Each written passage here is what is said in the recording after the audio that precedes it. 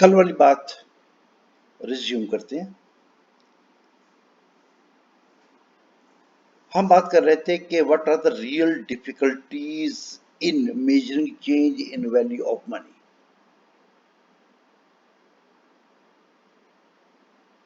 दोहराने के लिए ये 2-3 लाइनें पढ़ लेते हैं। वैसे हमने इस पे तफसीली गुफ्तगू कर ली थी लाइन नंबर 3, 4, 5 पे, लेकिन जल्दी से पढ़ लेते हैं। Measurement of changes in the value of money through price index number is not an easy and reliable technique. हमने बताया क्या डिफिकल्टी थी, ठीक है। दादा बू वाली एग्जाम्पल, नाना बू वाली example. There are a number of theoretical as well as practical difficulties in the construction of price index numbers.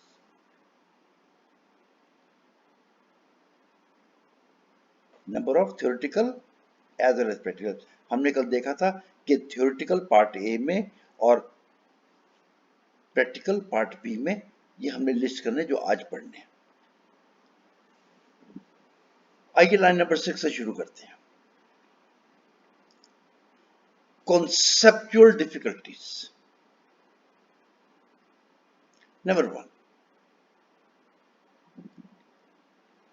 the concept of money is vague, abstract, and cannot be clearly defined.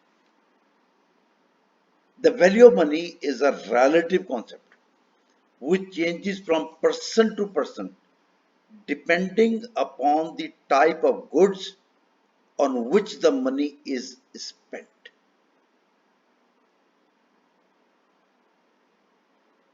आपने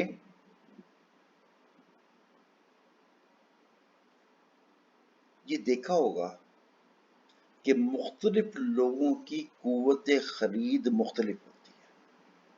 कोई गरीब आदमी सब्जी लेने जाता है तो एक एक चीज का भाव पूछता है, भाव करता है, भाव ताव करता है, और फिर वो एक पौ टमाटर खरीदता है, आधा किलो आलू खरीदता है,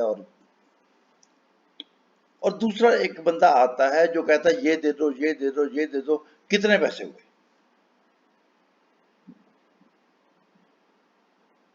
दुकान वाले का रवैया दोनों तरह के कस्टमर से मुख्तलिफ होता है, क्योंकि उसको पता है बाद में आने वाला शख्स भाव ताव नहीं करेगा, इसलिए उसको अच्छे किस्म की चीज भी देता है, क्योंकि उसको मालूम है कि he can pay and he will pay.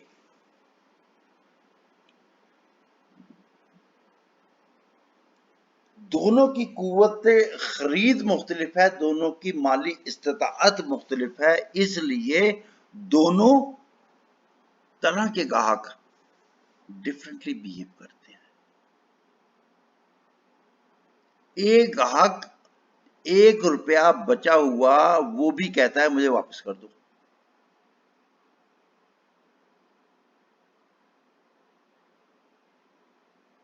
दूसरे को दुकान वाला भी राउंडेड फिगर बताता है,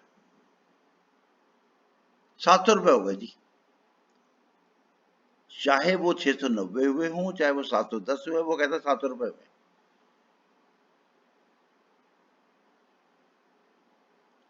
अब ऐसा नहीं कि रुपए की कदर मुख्तलिफ है, लोगों का एहसास मुख्तलिफ है। एक आदमी जिसके पास पैसे कम है वो एक एक रुपया बचाने की कोशिश करता है, एक एक रुपया सेव करने की कोशिश करता है, जिसको मुहावरतन हम कहते हैं दांतों तले दबा के खर्चता है। उसके लिए 10 रुपए की भी बड़ी कदर कीमत है, और दूसरा शख्स, दूसरी तरह का शख्स, उसके लिए 10 रुपए की वो कदर नहीं है। तो रुपए की कदर चाहे आप डॉलर के मुकाबले में देखें या जैसे भी देखें, वो तो सेम होती है, लेकिन एक शख्स के लिए उसकी वर्थ और होती है। मैंने ये बताया कि वैल्यू ऑफ मनी वेग है। The concept of money is वेग, abstract and can not be clearly defined. अब आप देखें, बंदे से बंदा फर्क हुआ तो वैल्यू ऑफ मनी और तरह की हो गई।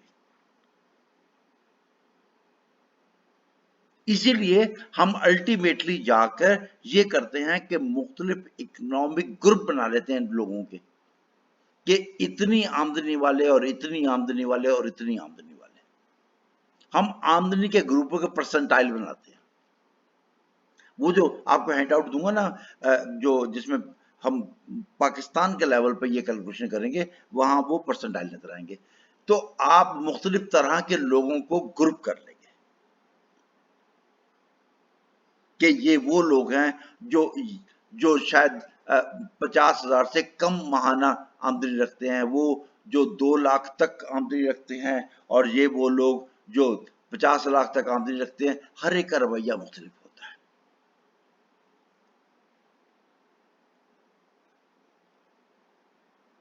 एक और सिचुएशन सोचिए, वही गरीब आदमी है जो 10 रुपए के लिए लड़ रहा है।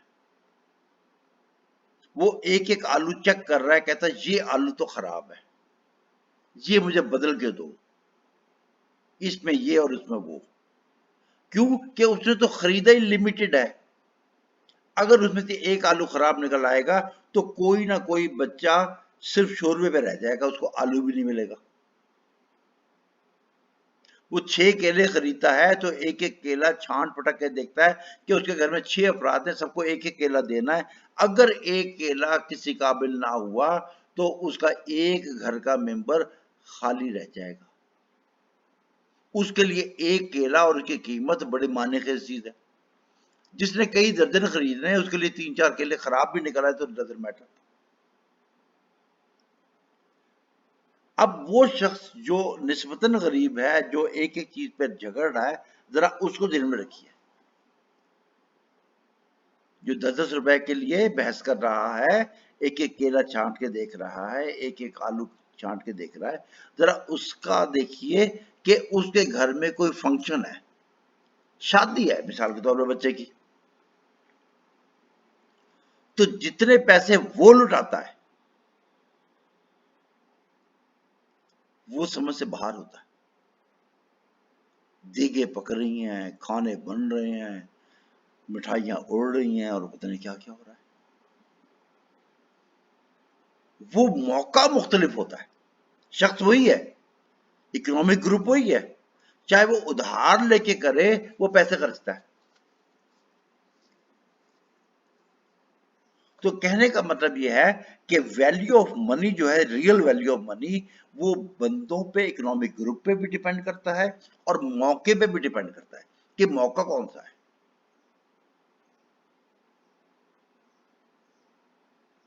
अगर फर्ज करें खुदा न खास्ता उसके घर का, उस गरीब आदमी के घर का कोई मेंबर अस्पताल दाखिल है, तो वो कंजूसी अफोर्ड ही नहीं करता, लाइफ सेविंग ड्रग खरीद रहा है,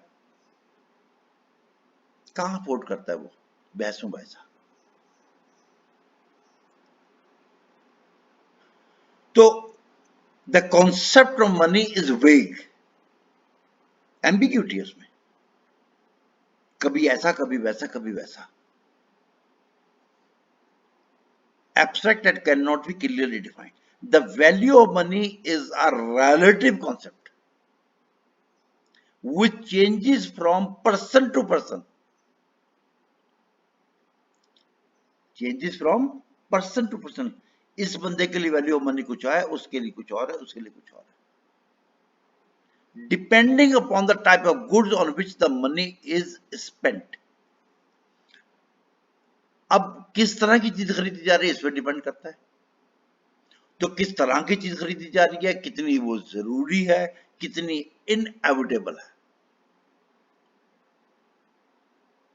तो एक पहला मसला इंडेक्स नंबर के साथ ये हो गया कि value of money is a वेग कॉन्सेप्ट। दूसरा, inaccurate measurement, line number 12,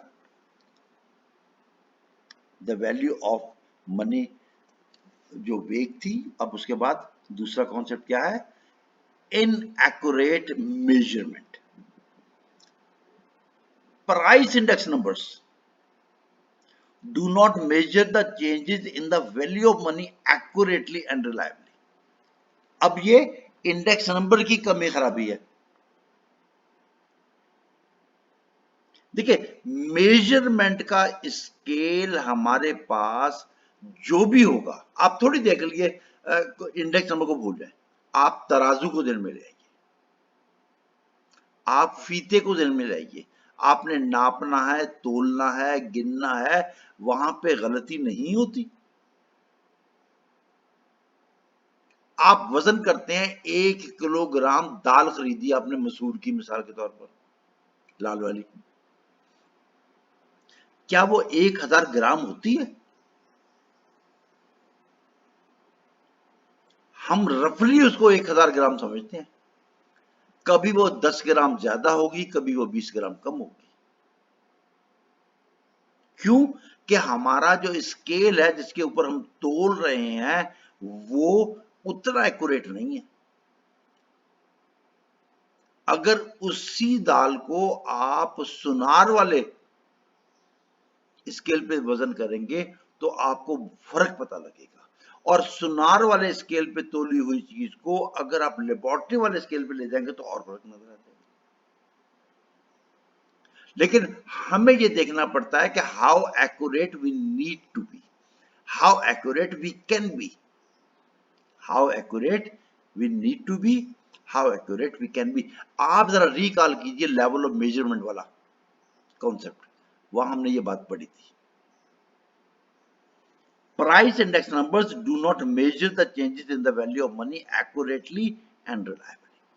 A rise or fall in the general level of prices, as indicated by the price index number, does not mean that the price of every commodity has risen or fallen to the same extent. हमने देखा था, हम तो average की बात करते हैं। अब पेट्रोल की कीमत खासी कम हुई, लेकिन महंगाई उस हद तक कम नहीं हुई।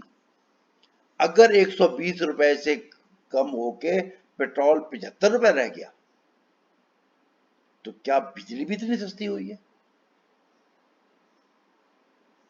क्या बाकी अशिया भी कम हुई है? नहीं हुई। लेकिन पेट्रोल की कीमत कम होने का एक इंपैक्ट है, उतना का इंपैक्ट है जितनी कि हमारे यहां उसकी जरूरत है। तो हर कमोडिटी की अपनी कंट्रीब्यूशन है, हम उसको रैशनलाइज करने की कोशिश करते हैं by giving allowance to its quantity consume और क्वांटिटी परचेज्ड। लेकिन उसके बावजूद हम ये नहीं कह सकते कि जो इंपैक्ट हमें मिल रहा है इंडेक्स नंबर में वो हर चीज पर बराबर बराबर बराबर इंप्लीमेंट होगा। A rise or fall in the general level of prices as indicated by price index numbers does not mean that price of every commodity has risen or fallen to the same extent. कोई कम हुई, कोई ज्यादा हुई। मैंने शुरू में आपको गिनाया था कितनी चीजें हैं जिनकी कीमत कम हुई, लेकिन महंगाई 12 ज्यादा। और अगर आप सब्जी वाले की एग्जांपल ध्यान में रख लें कि अगर हमारे यहाँ हफ्ते का सौदा सब्जी जो है वो 1000 रुपए में आती थी और अब भी 1000 रुपए में आती, तो टमाटर महंगे हुए सस्ते हुए हमें फर्क नहीं पड़ता। हमें फर्क उस वक्त पड़ता है कि जब हमें 1000 रुपए की जगह पे 1500 रुपए या 1400 रुपए देने पड़ते हैं। तो ये मेजरमेंट जो हमें इंडेक्स नंबर की शक्ल में मिलती है, ऐसा नहीं कि ये बिल्कुल एक्यूरेट है। It gives a good idea, very good idea, but it is not accurate, it is not precise. तो ये मेजरमेंट जो हो रही है, मैंने आपको एग्जांपल दी नापने तोलने के हिसाब से, हालांकि ये भी हमारा एक वेटेड एवरेज होता है। तो एवरेज होता है ना, एवरेज की जो खराबियां कमियां होती हैं, जो लिमिटेशन होती हैं, वो यहां पे इम्प्लीमेंट होगी। तीसरी बात, reflect general changes. Index number reflects general changes. Price index numbers are averages and measure general changes. अगर कोई चीज एवरेज है तो इंडिविजुअल से डील नहीं करते। और आपको मालूम है statistics deal with averages, aggregates. Statistics does not deal with individuals. तो इंडिविजुअल कमोडिटी से भी हम डील नहीं करते। जब एवरेज ट्रेंड ऊपर जा रहा है तो किसी एक चीज का ट्रेंड अगर नीचे भी जा रहा है तो हर चीज ऊपर को ही समझी जाएगी। Price index numbers are averages and measure general changes in the value of money on the average. Therefore, they are not of much significance for particular individuals who may be affected by changes in actual prices quite differently from that indicated by the index number. मैंने आपको example दी अभी थोड़ी देर पहले कि अगर petrol की कीमत कम हुई है और आलू की कीमत ज्यादा हो गई तो गरीब आदमी उसके तो खाने के लाले पड़ गए कि 80 रुपए किलो आलू मैं कैसे खरीदूं। हम उसको ये बनाने की कोशिश करें कि पेट्रोल सस्ता हो गया, वो कहता है जी मैंने पेट्रोल कहाँ इस्तेमाल करना है, मैं तो पैदल चलने वाला बंदा हूं, मेरे पास तो बाइसिकल भी नहीं है।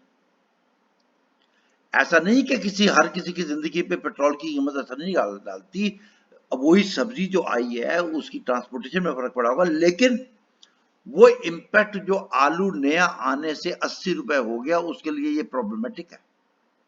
तो हम कहें कि जनाब इंडेक्स नंबर की वैल्यू कम हुई या ज्यादा हुई तो इंडिविजुअल कमोडिटी और इंडिविजुअल पर्सन का इंपैक्ट और तरह का होगा। तो इंडेक्स नंबर एक जनरल ट्रेंड देता है, इंडिविजुअल ट्रेंड नहीं देता। इसलिए उस इंडेक्स नंबर की वैल्यू को हर बंदे पे, हर इंडिविजुअल कमोडिटी पे मुंतबिक नहीं कर सकते आप।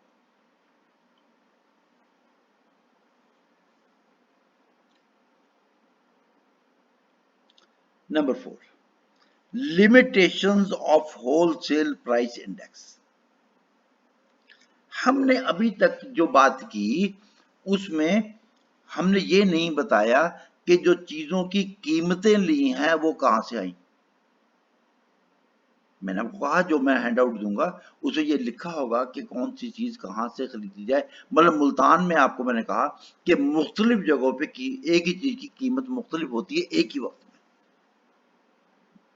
कि आप किस इलाके में हैं, किस तरह की दुकान है, किस तरह का आउटलेट है। ये जगह के मुताबिक चीजों की कीमत कम ज्यादा होती है। लेकिन आपने देखो आप किसी भी जगह पे हो, वो कहता है कि ये आम जो है वो 120 रुपए किलो दूंगा। आप पूछते हैं धड़ी कितने की, आपको जरूरत देनी नहीं आती। अगर उसने 120 रुपए किलो कहा है तो आपको नहीं पता कि 5 किलो लेंगे तो 600 रुपए के बनेंगे, आप क्यों पूछ रहे हो तो धड़ी कितने की। आपका ख्याल ये होता है क्योंकि मैं बड़ा कस्टमर हूं, ज्यादा क्वांटिटी तो कोई रियायत मिलेगी, आगे से कहता सर 10 रुपए कम दे देना।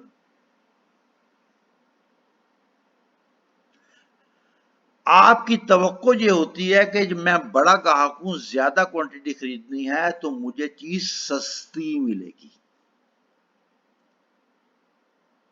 भाई जो 120 रुपए किलो आम बेच रहा है वो 120 रुपए खरीद के तो नहीं लाया होगा, उसको तो 60 70 80 रुपए मिले होंगे तो 120 में बेच रहा है, क्योंकि सारा दिन बेच बाज के वक्त लगा के शाम को 4 पैसे उसने बचाने हैं। तो आप थोड़ी देर के लिए देखिए दुकान वाला जहां से खरीद के लाता है वहां पे एक प्राइस को और होती होगी। तो हम दो तरह की प्राइसेस की बातें करते हैं इंडेक्स नंबर निकालते हुए, एक वो जो खुर्दा कीमतें हैं रिटेल प्राइस, और एक है थोक की कीमत जिसको हम होलसेल प्राइस कहते हैं। तो होलसेल प्राइस मुख्तलिफ होती है और रिटेल प्राइस मुख्तलिफ होती है।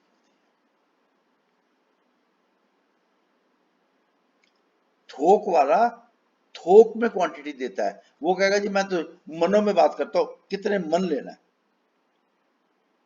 वो आधा किलो आम नहीं देगा आपको।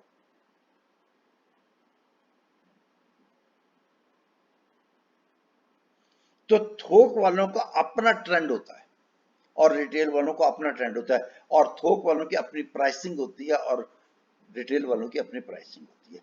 तो हमने कहा कि अगर हम प्राइस इंडेक्स नंबर कैलकुलेट कर रहे हों और हम प्राइसेस लें होलसेल की, तो हम ऐसे प्राइस इंडेक्स नंबर को कहते हैं होलसेल प्राइस इंडेक्स नंबर। यानी प्राइस इंडेक्स की दो किस्में हो गई। आम तौर पर हमारा ख्याल होता है कि हम रिटेल प्राइस इंडेक्स लेते हैं, लेकिन हालात कुछ इस तरह के भी होते हैं, वहां पे हमें होलसेल प्राइस इंडेक्स नंबर लेना पड़ता है। गवर्नमेंट ऑफ पाकिस्तान दोनों तरह के index number, price index number report करती है, होलसेल का भी रिटेल का भी। आमतौर पर जो रिटेल का होता है उसके साथ हम प्रीफिक्स को नहीं लगाते, हम ये नहीं कहते वो रिटेल का प्राइस इंडेक्स, हम कहते हैं प्राइस इंडेक्स, लेकिन जब होलसेल का करते हैं तो साथ कहते हैं कि होलसेल प्राइस इंडेक्स। तो अब कुछ खास मसाइल हैं जो होलसेल प्राइस इंडेक्स नंबर के साथ है। The wholesale price index, the wholesale price index number which are generally used to measure changes in the value of money suffer from certain limitation। अब आप देखिए कि मंडी, फ्रूट मंडी, ये तो एक ही है। कैंट में बड़ी पॉश दुकान वाला बंदा भी वही से खरीद के ला रहा है, और आपके गली मोहल्ले के कोने पे खड़ा हुआ रेड़े वाला भी फल वहीं से खरीद के ला रहा है। आपकी दुकान वाला वो भी गल्ला मंडी से सामान लेके आ रहा है, और वो बड़े स्टोर वाला बंदा भी गल्ला मंडी से सामान लेके आ रहा है। तो अगर होलसेल की प्राइस बढ़ेगी तो दोनों तरफ बढ़ जाएगी, बिल्कुल छोटे लेवल का दुकान वाले के लिए भी और बड़े लेवल के दुकान वाले के लिए, पॉश दुकान वाले के लिए भी और छोटी दुकान। The wholesale price index numbers which are generally used to measure changes in the, तो ये ज्यादा अच्छे होते हैं, निस्बतन बेहतर होते हैं, ज्यादा रिफ्रैक्टिव होते हैं। अब इनमें जो मसला है, दे सफर फ्रॉम सर्टन लिमिटेशंस। मिसाल के तौर पर बता रहे हैं 23 नंबर लाइन पे, इसका पार्ट ए यानी चौथे का ए, they do not reflect the changes in, they do not reflect the changes in the cost of living because retail prices are generally higher than the wholesale price। Wholesale वाली price पे आपको चीजें नहीं मिलती, और मैंने बताया होलसेल की प्राइस हर तरह की दुकान, हर तरह की लोकेशन के दुकान वाले के लिए एक ही होती है, आगे वो अपने खर्चे डाल के आपको रिटेल प्राइस देता है। तो होलसेल प्राइस रियल रिफ्लेक्शन नहीं देती, दे ignore some of the important items concerning the urban population such as expenditure on education, transport, house rent etc। अब आपने अगर स्कूल में दाखिला लिया है, कॉलेज में दाखिला लिया है, यूनिवर्सिटी में दाखिला लिया है, तो क्या होगा कि आप एक स्टूडेंट हो गए, बहुत हुआ तो दो भाई पढ़ रहे होंगे, भाई की थोड़ी सी कंसेशन मिल जाएगी। ऐसा तो नहीं कि आप जाके वाइस चांसलर साहब से कहोगे कि जनाब कितनी फीस लेते हो, या चेयरमैन साहब से जाके कहोगे कितनी फीस लेते हो। फर्ज करें वो कहें जी हम सेमेस्टर की फीस 50,000 रुपए लेते हैं, और आप जाके कहो अच्छा अगर मैं 100 बच्चे ले आऊं तो कितनी फीस होगी। क्या आप ऐसा कर सकते हैं? क्या ट्यूशन फी, एजुकेशन के एक्सपेंसेस थोक पे हो सकते हैं? आप कहो कि रिक्शे वाले से कि मैंने जनाब 9 नंबर जाना है और मुझे 500 रिक्शे चाहिए, कितने पैसे लोगे? कोई देखा है आपने ऐसा बंदा? या आप कहो मैंने मकान किराए पे लेना है, मैं 48 मकान किराए पे लूंगा। तो ये चीजें जैसे जैसे मिसाल के तौर पर एजुकेशन है, ट्रांसपोर्ट है, हाउस रेंट है, ये होती रिटेल पे, हाउस ये होलसेल पे होती ही नहीं। ये चीजें होलसेल पे होती ही नहीं। तीसरी बात, They do not take into consideration the changes in the consumer's preferences. आप देखते हैं आप देखते हैं कि हमारे यहां क्लियरेंस सेल लगती है। क्यों लगती है? वो चीज जो बिक नहीं रही होती, जिसका ग्राहक आगे पीछे हो जाता है, खत्म हो जाता है, जो फैशन से बाहर निकल जाती है, जिसका मौसम गुजर जाता है, उस पे हम प्राइस कम करके निकालने की कोशिश करते हैं।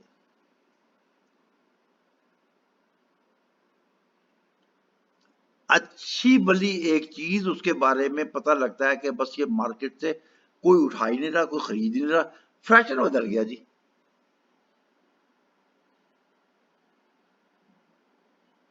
इंसानों की प्रेफरेंसेस, कंज्यूमर की प्रेफरेंसेस बदल। कंज्यूमर आपको बताया था ना कि आखिरी कस्टमर होता है जो उस आइटम को कंज्यूम कर लेता है। 18 लोग साबुन बेचेंगे, इंपोर्टेड साबुन, कहां से किन किन हाथों से होके आता है, लेकिन वो रहता रैप के अंदर ही है। और जब आप खरीदते हैं तो उतार के उसका कागज फेंक देते हैं और जल्दी से मुंह धोने लगते हैं। तो आप है कंज्यूमर, क्योंकि आपने इस साबुन को इस्तेमाल कर लिया, कंज्यूम कर लिया, अब उसके बाद वो कुछ नहीं बचेगा। तो कस्टमर और कंज्यूमर फर्क है, हम कंज्यूमर प्रेफरेंसेस की बात कर रहे हैं। ये हमने कहा कॉन्सेप्चुअल डिफिकल्टीज, ये हमने कहा कॉन्सेप्चुअल डिफिकल्टीज। अब दूसरी क्लास है पार्ट बी इसका, प्रैक्टिकल डिफिकल्टीज। इनमें हमने किसी हद तक बात की हुई है, लेकिन इत्माम हुज्जत के लिए इसको एक दफा जल्दी जल्दी गुजार लेते हैं। The practical difficulties in the way of constructing price index numbers and therefore in measuring change in the value of money are as follows। हमने कहा पहला मसला सिलेक्शन ऑफ बेस ईयर, हमने इस पर बड़ी बात कर रखी है। सिलेक्शन ऑफ कमोडिटीज, जिसको हम सिलेक्शन ऑफ आइटम्स कह रहे हैं, इस पर हमने बात कर रखी है, ठीक है। फिर कलेक्शन ऑफ प्राइसेस, कि कीमतें कहां से इकट्ठी की जाएंगी, इस पर हमने बात कर रखी है। असाइनिंग वेट्स, असाइनिंग वेट्स कि हमने क्वांटिटी कंज्यूम्ड लेनी है, क्वांटिटी परचेज्ड लेनी है, क्या लेनी है, कितने पीरियड की लेनी है। फिर हमने जब एवरेज लेनी है तो क्या अर्थमेटिक मीन लेना है या कोई और किस्म की एवरेज लेनी है।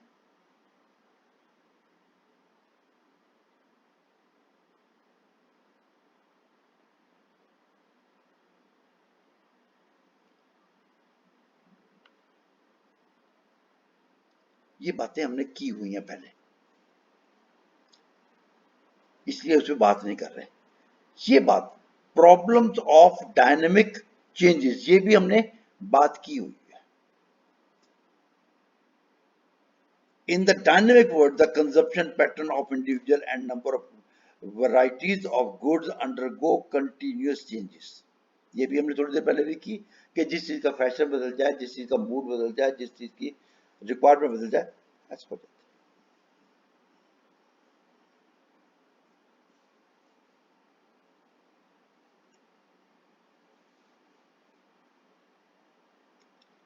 अब ये चंद लाइनें मैं आपके लिए छोड़ रहा हूं, इसको आप देख लीजिएगा। अब यहां पे टाइप्स ऑफ इंडेक्स नंबर,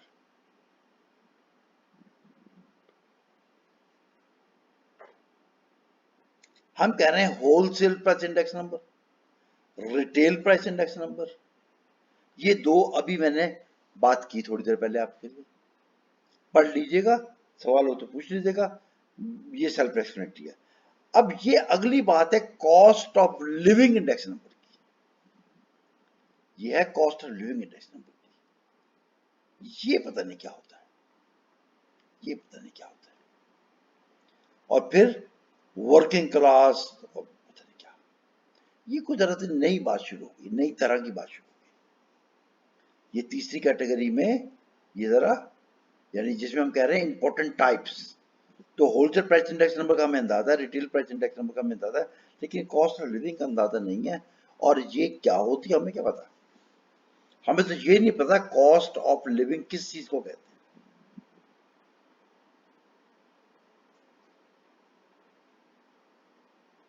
ऐसे जरा अंदाजा करने के लिए, ऐसे जरा अंदाजा करने के लिए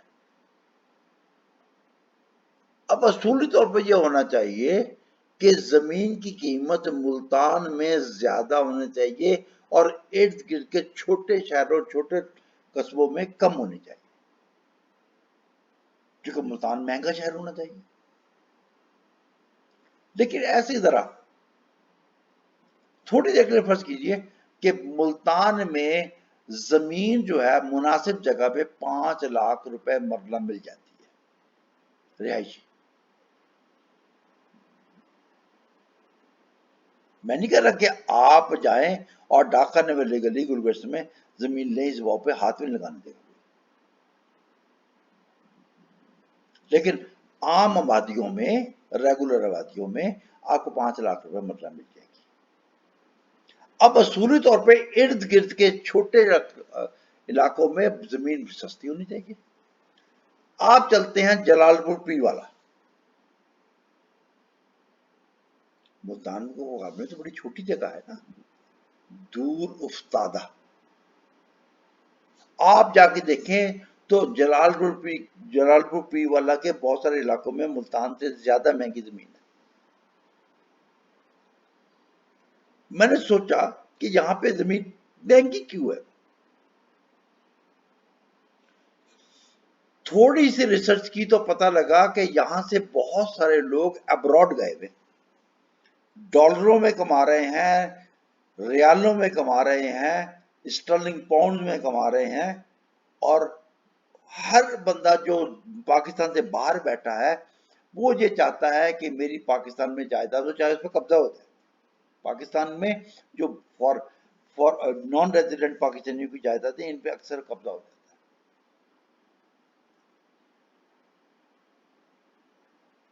तो हर कोई ये कोशिश करता है कि मेरी जमीन हो, और वो वहां से पैसे देता है और जमीन पाकिस्तान में खरीदता है। तो जो जलालपुर पीरवाला का इलाका मिसाल के तौर पर, वहां से बहुत सारे लोग बाहर गए हैं और वो इन्वेस्टमेंट करते हैं। वो कहते हैं कि मैंने अपने घर के साथ जमीन खरीदनी है, मैं ज्यादा पैसे दे दूंगा। जब मैं ज्यादा पैसे दे दूंगा तो कीमत खाम का बढ़ जाती है। तो मुझे बताया गया कि जलालपुर पीरवाला में मिसाल के तौर पर कीमतें बाद हालात में मुल्तान से भी ज्यादा है। तो किसी जगह रहने का जो खर्चा है, जहां पे अशिया खुर्द नोश के अलावा बहुत सारी चीजें जो आपकी गुड्स और सर्विसेज की बास्केट में आती हैं, वो क्या कॉस्ट पड़ती है। आप ऐसे थोड़ी देर के लिए सोचिए कि आप मुल्तान में रह रहे हैं, रेगुलर सी फैमिली, आपकी फैमिली साइज भी रेगुलर है, और आप मुल्तान में 75,000 रुपये महीना में गुजारा कर लेते हैं। जिस लेवल पे भी आप रहते हैं, अगर आप यहां से उठ के लाहौर चले जाएं तो क्या उन्हीं 75,000 में आप उसी तरह का लेवल या स्टैंडर्ड ऑफ लिविंग लाहौर में अफोर्ड करते हैं, इस्लामाबाद में अफोर्ड करते हैं? एक certain level of standard of living maintain करने के लिए मुख्तलिफ शहरों, मुख्तलिफ इलाकों, मुख्तलिफ मुल्कों में कॉस्ट ऑफ लिविंग ज्यादा या कम होती है।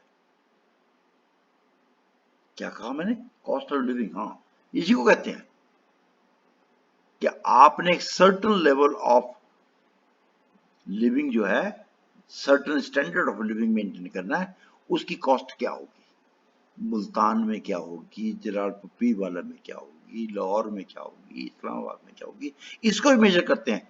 इस उसके लिए जो इंडेक्स नंबर खास तरह का बनाया जाता है उसको cost of living index number कहते हैं। तो वीडियो लंबी हो गई, अपलोडिंग में मसला होगा, तो आज की बात यहाँ रोक रहे हैं।